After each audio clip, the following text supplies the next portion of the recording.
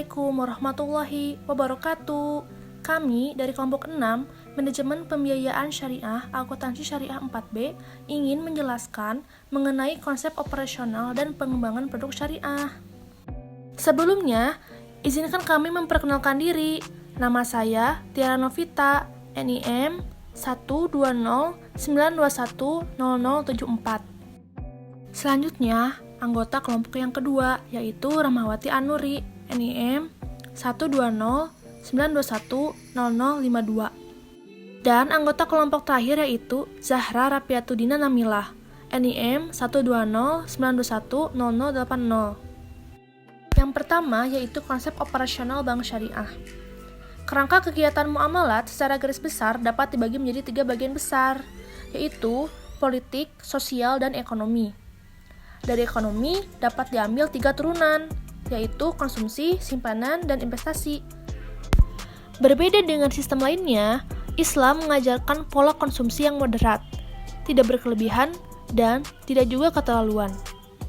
Dengan tegas, Al-Quran Surat Al-Isra ayat 27 melarang terjadinya perbuatan tabdzir. Sesungguhnya, orang-orang yang melakukan itu adalah saudara-saudaranya syaitan. Dalam konteks inilah, kehadiran lembaga keuangan mutlak adanya, karena ia bertindak sebagai intermediate antara unit supply dengan unit demand. Keberadaan lembaga keuangan dalam Islam sangat vital karena kegiatan bisnis dan roda ekonomi tidak akan berjalan tanpanya. Untuk mendapatkan persepsi yang jelas tentang konsep Islam dalam lembaga keuangan, khususnya bank. Bank Syariah dalam Undang-Undang Nomor 10 Tahun 1998 tentang Perbankan Pasal 1 tidak didefinisikan secara rinci.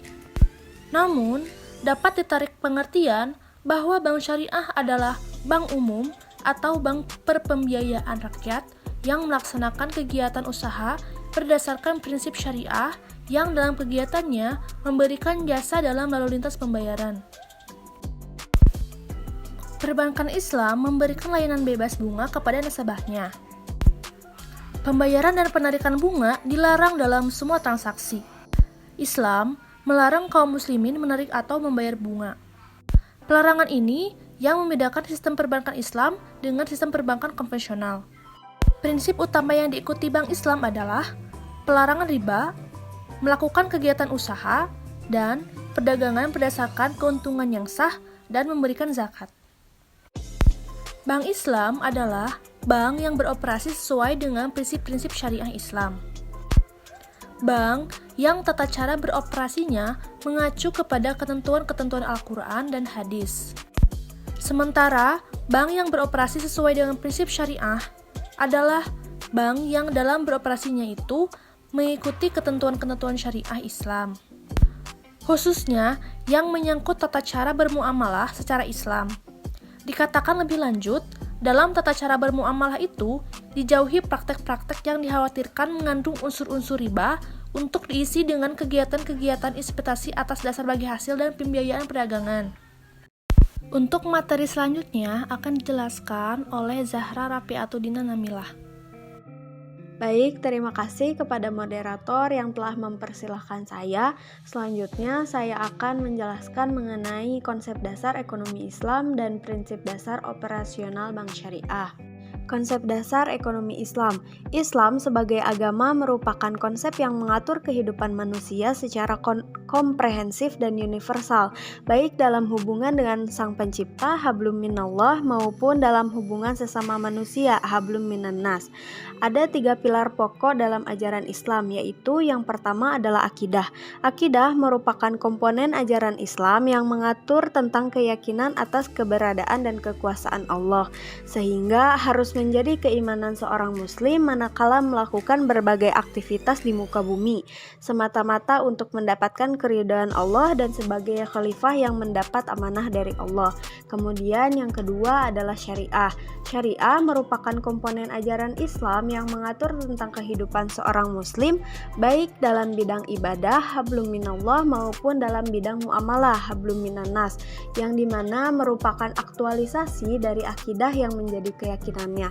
Sedangkan muamalah sendiri meliputi berbagai bidang kehidupan, antara lain yang menyangkut ekonomi atau harta, dan perniagaan disebut muamalah maliyah. Kemudian yang ketiga adalah akhlak.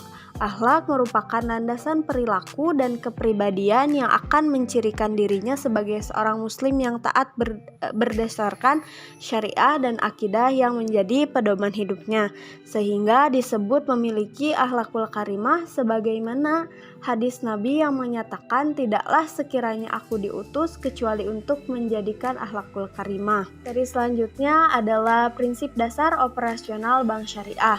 Mengelola lembaga keuangan syariah memang harus berbeda dengan mengelola lembaga keuangan konvensional. Menyamakan begitu saja tentu akan menimbulkan kesulitan.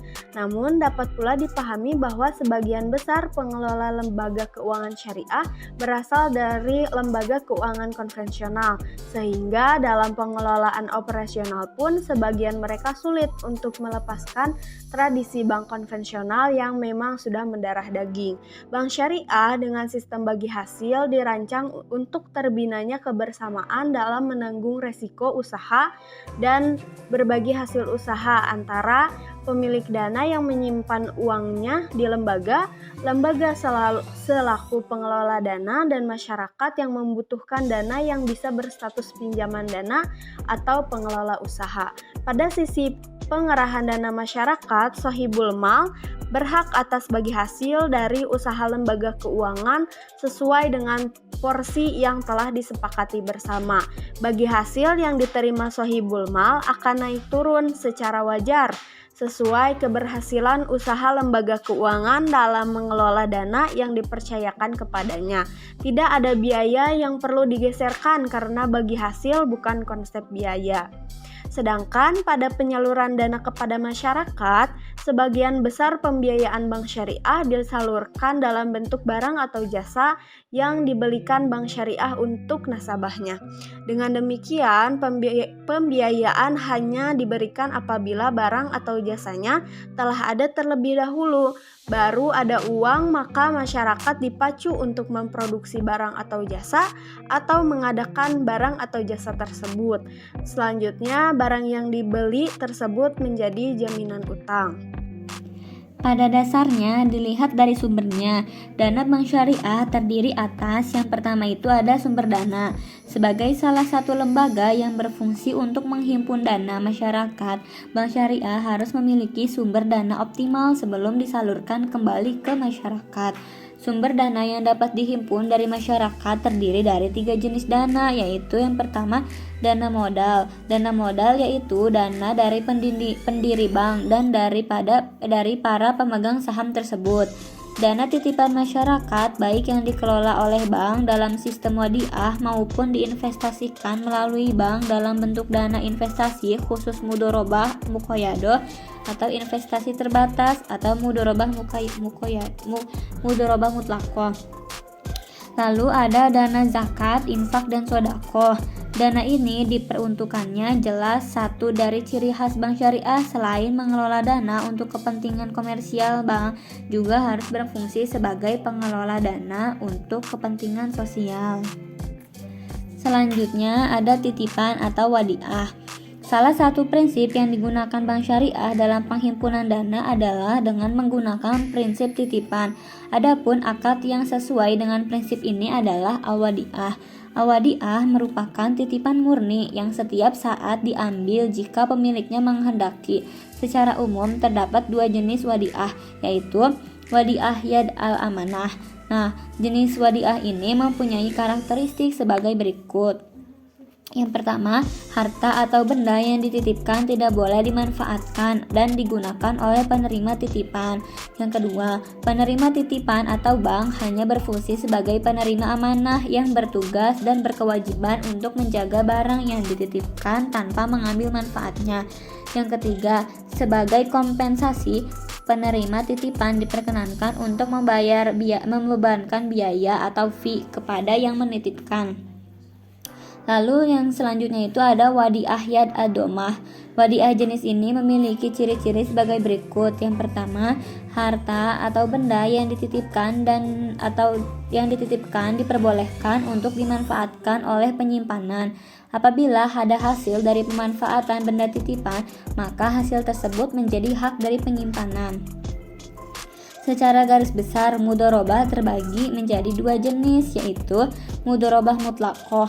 Dalam prinsip ini, hal utama yang menjadi cirinya adalah shahibul mal, tidak memberikan batasan-batasan atas dana yang diinvestasikannya, atau dengan kata lain, mudharib diberi wewenang penuh mengelola tanpa terikat waktu, tempat, jenis usaha, dan jenis pelayanannya. Lalu ada yang kedua, itu ada mudharabah muqayyadah. Mudharabah muqayyadah ini shahibul mal memberikan batasan atas dana yang diinvestasikannya. Mudharib hanya bisa mengelola dana tersebut sesuai dengan batasan jenis usaha, tempat, dan waktu tertentu saja. Mungkin cukup sekian dari saya. Terima kasih. Nah, itu dia penjelasan dari kami. Kurang lebihnya mohon dimaafkan. Terima kasih jika sudah memperhatikan sampai akhir. Wassalamualaikum warahmatullahi wabarakatuh.